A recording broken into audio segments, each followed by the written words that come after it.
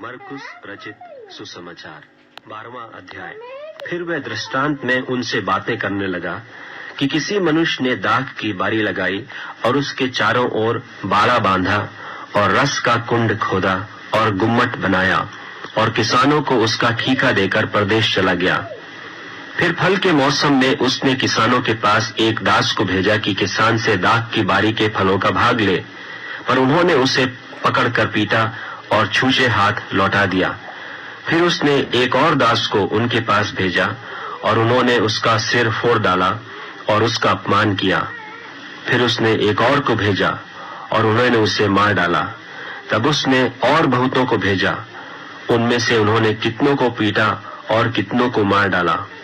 अब एक ही रह गया था जो उसका प्रिय पुत्र था। अंत में उसने उसे भी उनके पास यह सोचकर भेजा कि वे मेरे पुत्र का आदर करेंगे। पर उन किसानों ने आपस में कहा, यही तो वारिस है, आओ हम उसे मार डालें, तब मिरास हमारी हो जाएगी। और उन्होंने उसे पकड़कर मार डाला और दाख की बारी के बाहर फेंक दिया। इसलिए दाख की बारी का स्वामी क्या करेगा?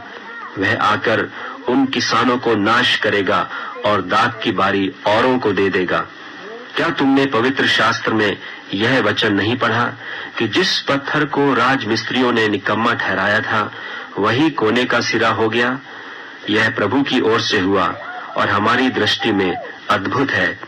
तब उन्होंने उसे पकड़ना चाहा, क्योंकि समझ गए थे कि उसने हमारे विरोध में यह दृष्टांत कहा है। पर वे लोगों से डरे और उसे छोड़कर चले गए। तब उन्होंने उसे बातों में फंसाने के लिए कई एक फरीसियों और हेरोदियों को उसके पास भेजा और उन्होंने आकर उससे कहा, हे गुरु, हम जानते हैं कि तू सच्चा है और किसी की परवाह नहीं करता, क्योंकि तू मनुष्यों का मुंह देखकर बातें नहीं करता, परंतु परमेश्वर का मार्ग सच्चाई से बताता है। तो क्या कैसर को कर देना उचित है कि नहीं? हम दें या न दें? उसने उनका कपट जानकर उनसे कहा, मुझे क्यों परखते हो? 1 दिनार मेरे पास लाओ कि मैं देखूं। वे ले आए और उसने उनसे कहा, यह मूर्ति और नाम किसका है? उन्होंने कहा, कैसर का। यीशु ने उनसे कहा, जो कैसर का है वह कैसर को, और जो परमेश्वर का है परमेश्वर को दो। तब वे उस पर बहुत अचंभा करने लगे। फिर सदूकियों ने भी, जो कहते हैं कि मरे हुओं का जी उठना है ही नहीं, उसके पास आकर उससे पूछा कि हे गुरु, मूसा ने हमारे लिए लिखा है कि यदि किसी का भाई बिना संतान मर जाए और उसकी पत्नी रह जाए, तो उसका भाई उसकी पत्नी को ब्याह ले और अपने भाई के लिए वंश उत्पन्न करे। 7 भाई थे। पहला भाई ब्याह करके बिना संतान मर गया। तब दूसरे भाई ने उस स्त्री को ब्याह लिया और बिना संतान मर गया, और वैसे ही तीसरे ने भी, और 7 से संतान न हुई। सबके पीछे वह स्त्री भी मर गई। सो जी उठने पर वह उनमें से किसकी पत्नी होगी, क्योंकि वह 7 की पत्नी हो चुकी थी। यीशु ने उनसे कहा, क्या तुम इस कारण से भूल में नहीं पड़े हो कि तुम न तो पवित्र शास्त्र ही को जानते हो और न परमेश्वर की सामर्थ को? क्योंकि जब वे मरे हुओं में से जी उठेंगे तो उनमें ब्याह शादी न होगी, पर स्वर्ग में दूतों की नाई होंगे। मरे हुओं के जी उठने के विषय में क्या तुमने मूसा की पुस्तक में झाड़ी की कथा में नहीं पढ़ा कि परमेश्वर ने उससे कहा, मैं इब्राहिम का परमेश्वर और इसहाक का परमेश्वर और याकूब का परमेश्वर हूँ। परमेश्वर मरे हुओं का नहीं, पर जीवितों का परमेश्वर है।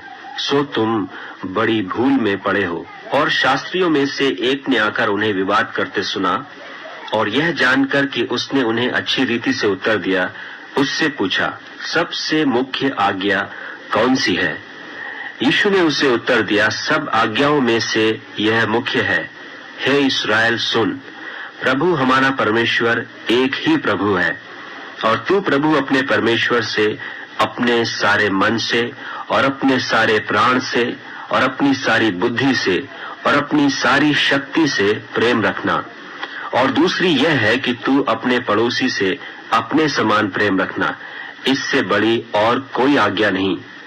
शास्त्री ने उससे कहा, हे गुरु, बहुत ठीक, तूने सच कहा कि वह एक ही है और उसे छोड़ और कोई नहीं, और उससे सारे मन और सारी बुद्धि और सारे प्राण और सारी शक्ति के साथ प्रेम रखना, और पड़ोसी से अपने समान प्रेम रखना सारे होमों और बलिदानों से बढ़कर है।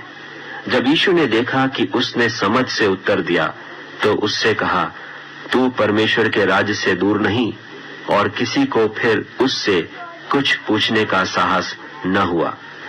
फिर यीशु ने मंदिर में उपदेश करते हुए यह कहा कि शास्त्री क्यों कर कहते हैं कि मसीह दाऊद का पुत्र है।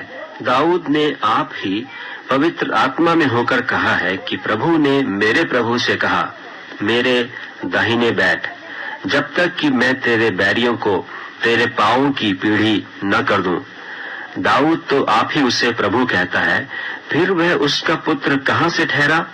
और भीड़ के लोग उसकी आनंद से सुनते थे। उसने अपने उपदेश में उनसे कहा, शास्त्रियों से चौकस रहो, जो लंबे वस्त्र पहने हुए फिरना और बाजारों में नमस्कार और आराधनालयों में मुख्य मुख्य आसन और जेवनारों में मुख्य मुख्य स्थान भी चाहते हैं।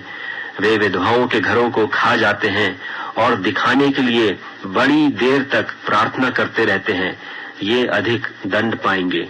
और वह मंदिर के भंडार के सामने बैठकर देख रहा था कि लोग मंदिर के भंडार में किस प्रकार पैसे डालते हैं, और बहुत धनवानों ने बहुत कुछ डाला। इतने में एक कंगाल विधवा ने आकर 2 दमड़ियां जो एक अधेले के बराबर होती हैं डाली। तब उसने अपने चेलों को पास बुलाकर उनसे कहा, मैं तुमसे सच कहता हूं कि मंदिर के भंडार में डालने वालों में से इस कंगाल विधवा ने सबसे बढ़कर डाला है, क्योंकि सब ने अपने धन की बढ़ती में से डाला है, परंतु इसने अपनी घटी में से जो कुछ उसका था, अर्थात अपनी सारी जीविका डाल दी है। मरकुस रचित सुसमाचार 13वां अध्याय। जब वह मंदिर से निकल रहा था तो उसके चेलों में से एक ने उससे कहा, हे गुरु, देख कैसे कैसे पत्थर और कैसे कैसे भवन हैं। यीशु ने उससे कहा, क्या तुम ये बड़े बड़े भवन देखते हो? यहाँ पत्थर पर पत्थर भी बचा न रहेगा जो ढाया न जाएगा। जब वह जैतून के पहाड़ पर मंदिर के सामने बैठा था, तो पतरस और याकूब और यूहन्ना और अंद्रियास ने अलग जाकर उससे पूछा कि हमें बता कि ये बातें कब होंगी, और जब ये सारे बातें पूरी होने पर होंगी, उस समय का क्या चिन्ह होगा? यीशु उनसे कहने लगा, चौकस रहो कि कोई तुम्हें न भरमाए। बहुतेरे मेरे नाम से आकर कहेंगे कि मैं वही हूँ, और बहुतों को भरमाएंगे। और जब तुम लड़ाइयाँ और लड़ाइयों की चर्चा सुनो तो न घबराना, क्योंकि इनका होना अवश्य है, परंतु उस समय अंत न होगा। क्योंकि जाति पर जाति और राज्य पर राज्य चढ़ाई करेगा, और हर कहीं भूमिंडोल होंगे और अकाल पड़ेंगे। यह तो पीड़ाओं का आरंभ ही होगा। परंतु तुम अपने विषय में चौकस रहो, क्योंकि लोग तुम्हें महासभाओं में सौंपेंगे और तुम पंचायतों में पीटे जाओगे, और मेरे कारण हाकिमों और राजाओं के आगे खड़े किए जाओगे, ताकि उनके लिए गवाही हो। पर अवश्य है कि पहले सुसमाचार सब जातियों में प्रचार किया जाए। जब वे तुम्हें ले जाकर सौंपेंगे तो पहले से चिंता न करना कि हम क्या कहेंगे, पर जो कुछ तुम्हें उसी घड़ी बताया जाए वही कहना, क्योंकि बोलने वाले तुम नहीं हो, परंतु पवित्र आत्मा है। और भाई को भाई और पिता को पुत्र घात के लिए सौंपेंगे, और लड़के वाले माता पिता के विरोध में उठकर उन्हें मरवा डालेंगे। और मेरे नाम के कारण सब लोग तुमसे बैर करेंगे, पर जो अंत तक धीरज धरे रहेगा उसी का उद्धार होगा। सो जब तुम उस उजाड़ने वाली घृणित वस्तु को जहाँ उचित नहीं वहाँ खड़ी देखो, पढ़ने वाला समझ ले, तब जो यहूदिया में हो वे पहाड़ों पर भाग जाएं। जो कोठे पर हो वह अपने घर से कुछ लेने को नीचे न उतरे और न भीतर जाए, और जो खेत में हो वह अपना कपड़ा लेने के लिए पीछे न लौटे। उन दिनों में जो गर्भवती और दूध पिलाती होंगी उनके लिए हाय हाय।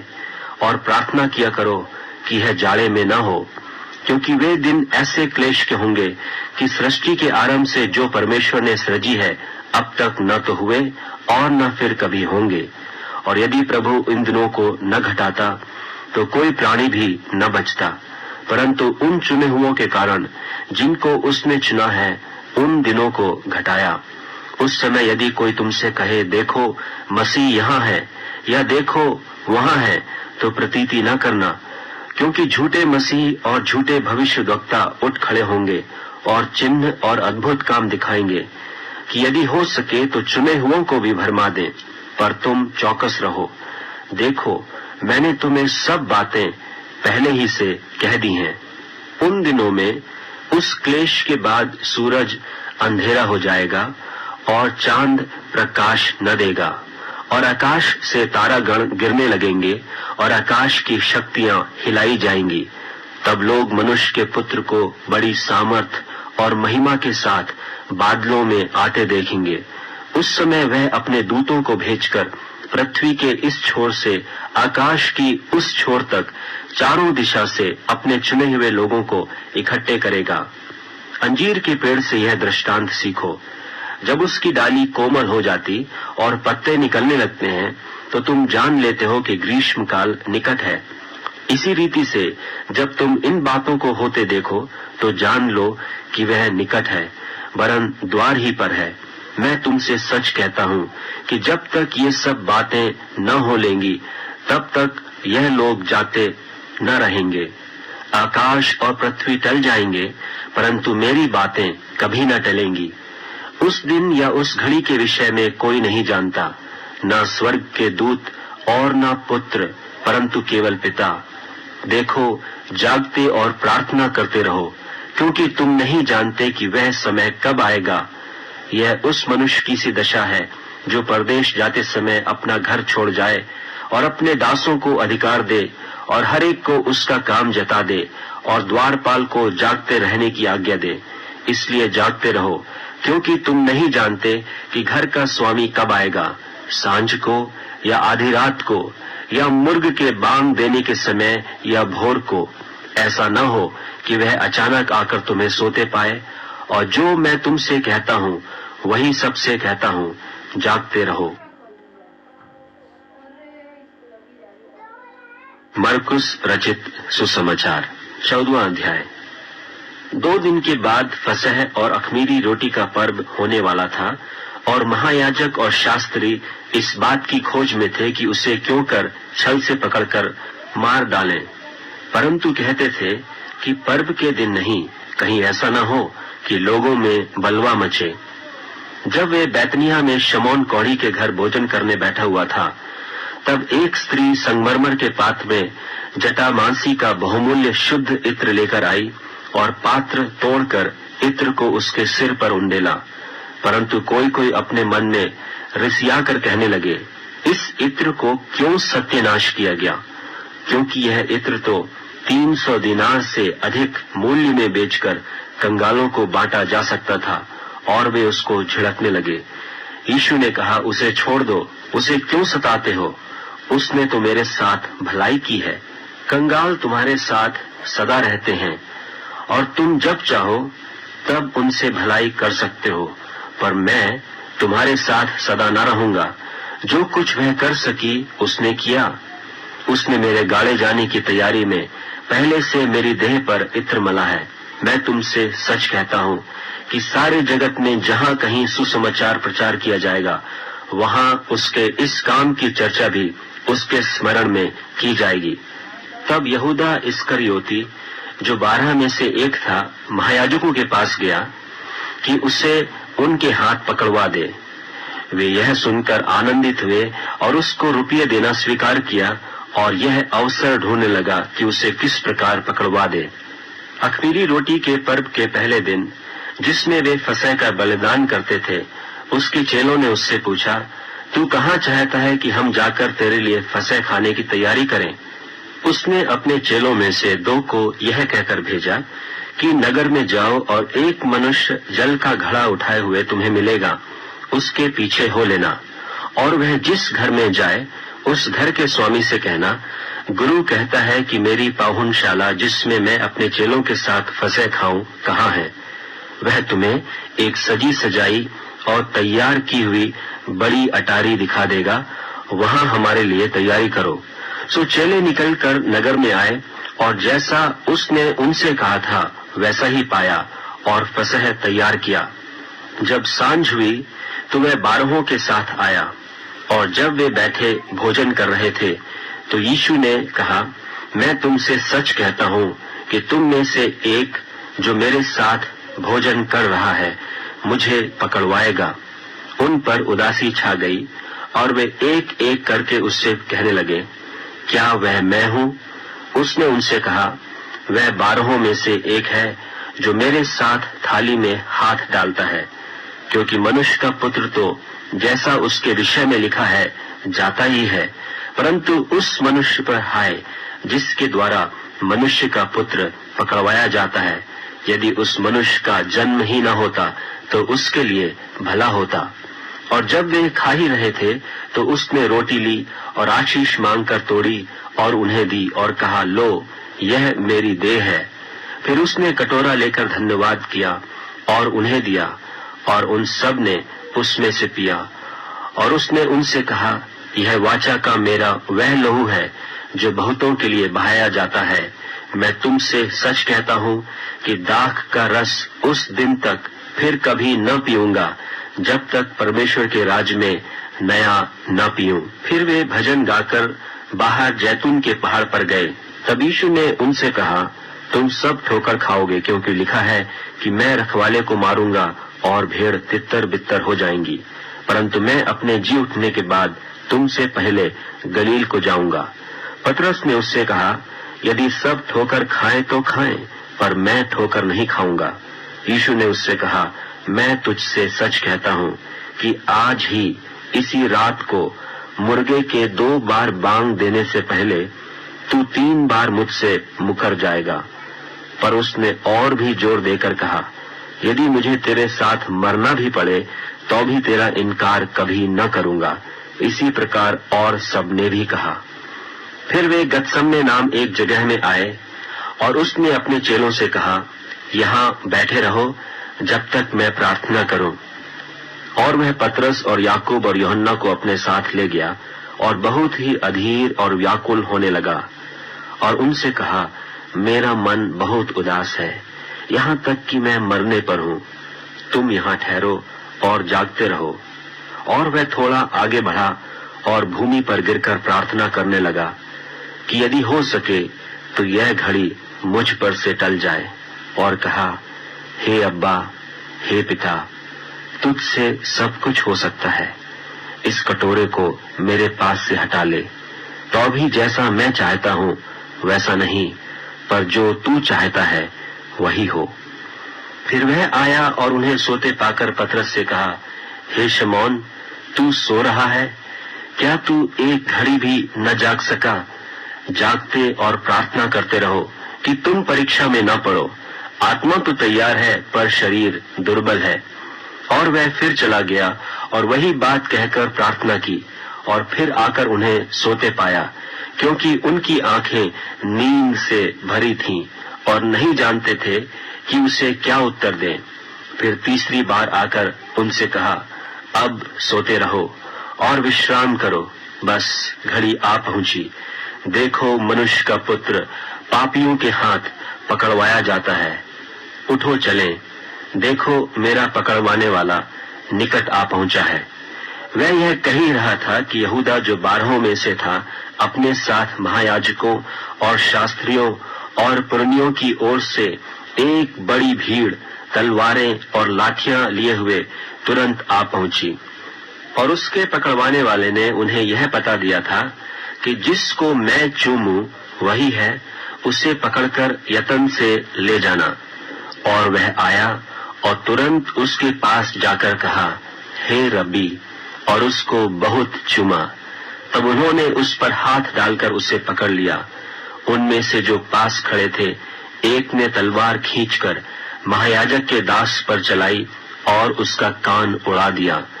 यीशु ने उनसे कहा, क्या तुम डाकू जानकर मेरे पकड़ने के लिए तलवारें और लाठियां लेकर निकले हो? मैं तो हर दिन मंदिर में तुम्हारे साथ रहकर उपदेश दिया करता था, और तब तुमने मुझे न पकड़ा। परंतु यह इसलिए हुआ है कि पवित्र शास्त्र की बातें पूरी हों। इस पर सब चेले उसे छोड़कर भाग गए और एक जवान अपनी नंगी देह पर चादर ओढ़े हुए उसके पीछे हो लिया और लोगों ने उसे पकड़ा, पर वह चादर छोड़कर नंगा भाग गया। फिर वे यीशु को महायाजक के पास ले गए और सब महायाजक और पुरनिये और शास्त्री उसके यहाँ इकट्ठे हो गए। पतरस दूर ही दूर से उसके पीछे पीछे महायाजक के आंगन के भीतर तक गया और प्यादों के साथ बैठकर आग तापने लगा। महायाजक और सारी महासभा यीशु के मार डालने के लिए उसके विरोध में गवाही की खोज में थे, पर न मिली, क्योंकि बहुतेरे उसके विरोध में झूठी गवाही दे रहे थे, पर उनकी गवाही एक सी न थी।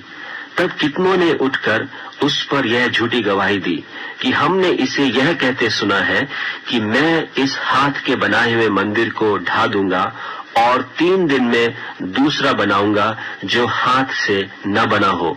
इस पर भी उनकी गवाही एक सी न निकली। तब महायाजक ने बीच में खड़े होकर यीशु से पूछा कि तू कोई उत्तर नहीं देता? ये लोग तेरे विरोध में क्या गवाही देते हैं? परंतु वह मौन साधे रहा और कुछ उत्तर न दिया। महायाजक ने उससे फिर पूछा, क्या तू उस परम धन्य का पुत्र मसीह है?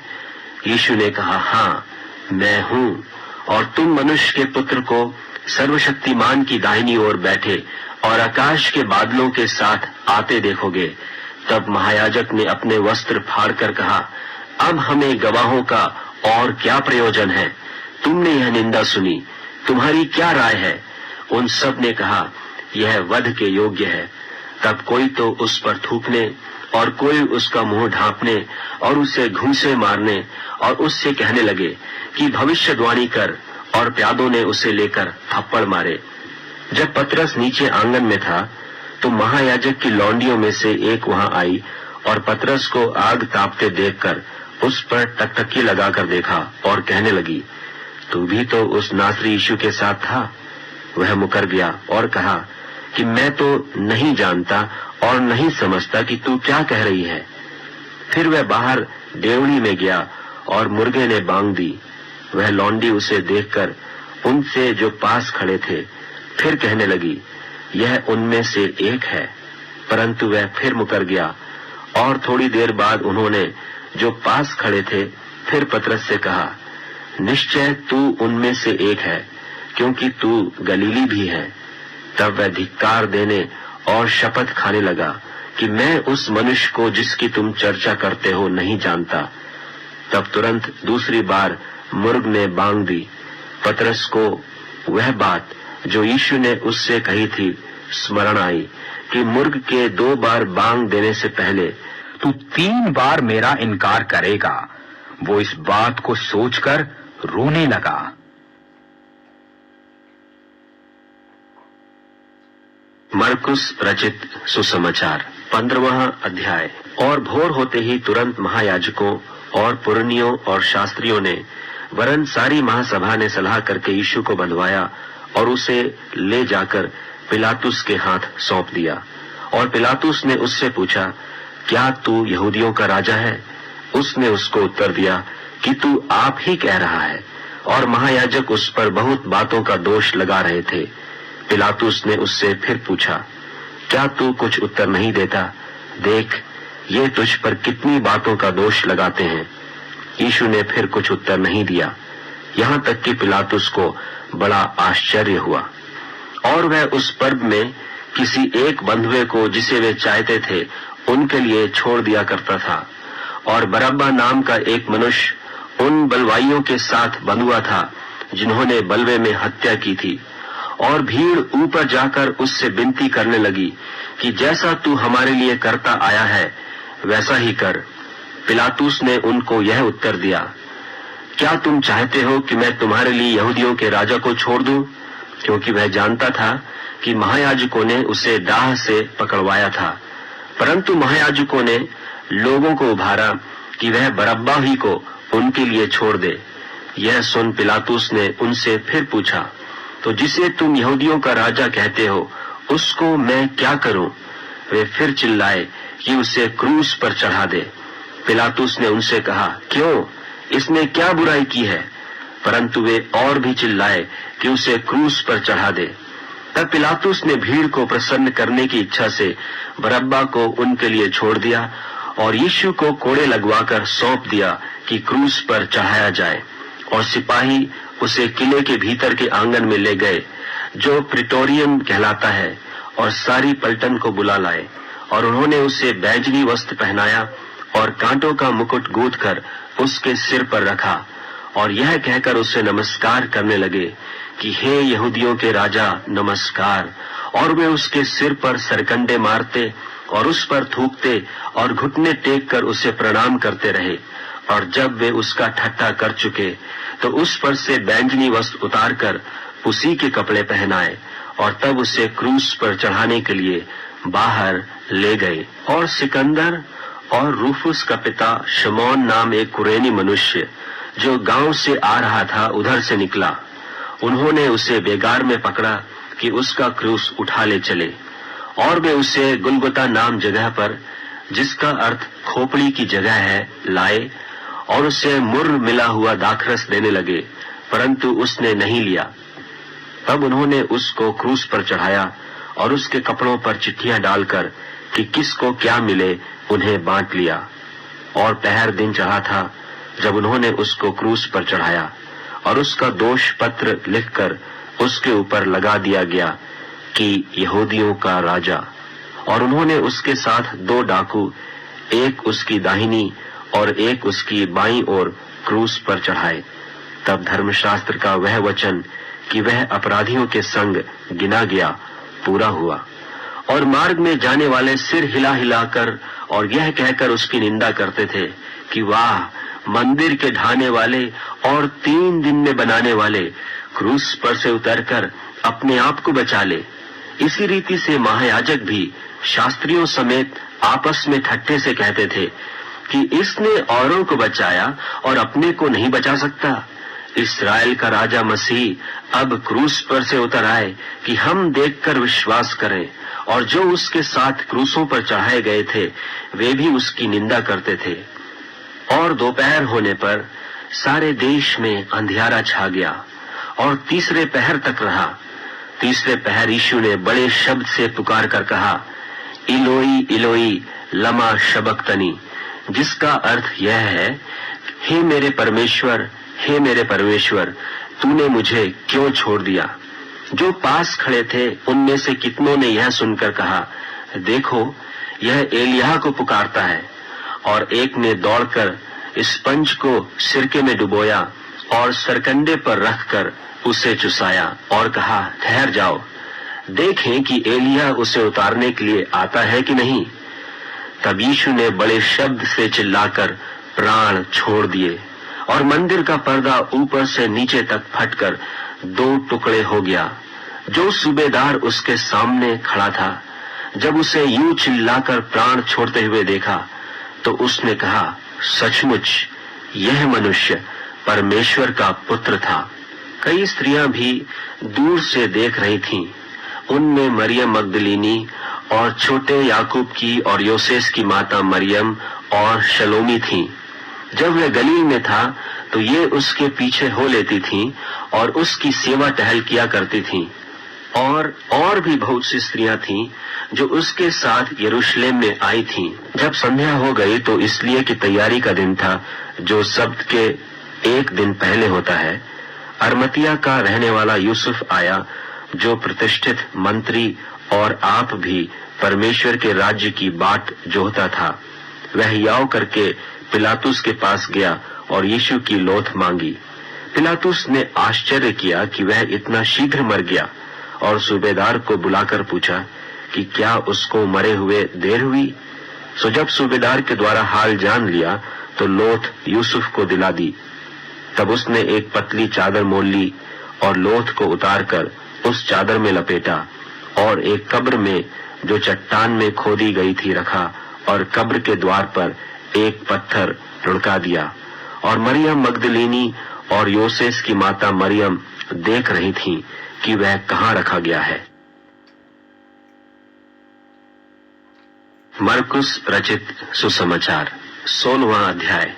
जब सब्त का दिन बीत गया तो मरियम मगदलिनी और याकूब की माता मरियम और शलोमी ने सुगंधित वस्तुएं मोल ली कि आकर उस पर मलें।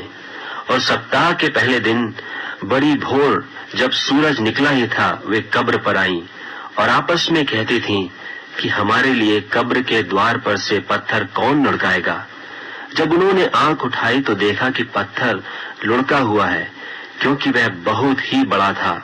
और कब्र के भीतर जाकर उन्होंने एक जवान को श्वेत वस्त्र पहने हुए दाहिनी ओर बैठे देखा और बहुत चकित हुई।